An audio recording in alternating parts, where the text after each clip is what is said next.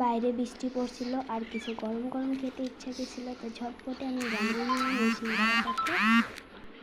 এই সিঙ্গাড়া বানানোর জন্য সবার প্রথমে আমি নিয়ে দিচ্ছি কিছুটা আটা। আবার এটাকে এখন একটা ডো বানিয়ে নেব। ডোটা ভালোভাবে বানানো হয়ে গেলে এখান থেকে কিছুটা লুচি কেটে নেব ছোট ছোট করে। দেখুন এইভাবে সব লুচি কাটা হয়ে গেলে এখন এটাকে বেলে নেব রুটির মতো করে। সাইজটাকে লম্বা করতে হবে।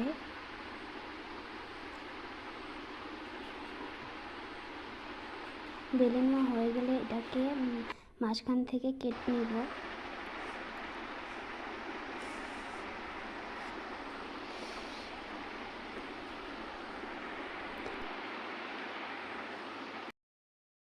এইভাবে সবগুলোকে একসাথে কেটে নেব।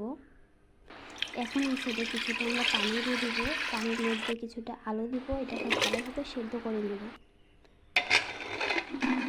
আলুটা সেদ্ধ হতে হতে আমরা এই সাইডে কিছুটা কড়াইয়ের মধ্যে তেল দিয়ে দেবো। এখন এখানে দেবো কাঁচা লঙ্কা, পেঁয়াজ, এটাকে ভালোভাবে মিক্স করে নেব।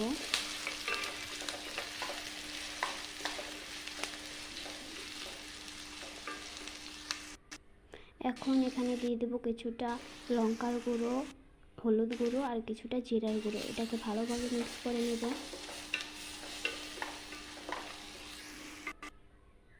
তারপর এখানে দেবো কিছুটা লবণ, এটাকে ভালোভাবে মিক্স করে নেব।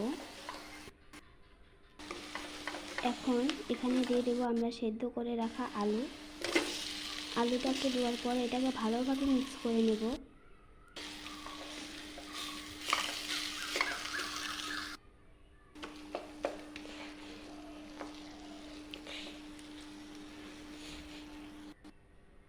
এটা প্রায় হয়ে গেছে।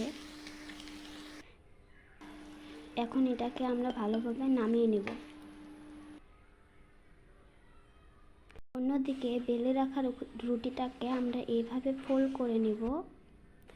তারপরে এটার ভিতরে কিছুটা আমরা যে আলু দিয়ে সবজি বানাইছিলাম এটা দিয়ে দেব।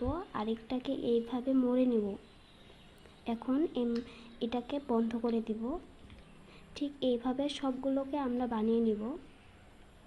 দেখুন কতটা সুন্দর হয়েছে। সবগুলো একইভাবে বানিয়ে নেব। তারপরে এটাকে লো টু মিডিয়াম ফ্লেমে ভেজে নেব। বাস তৈরি আমাদের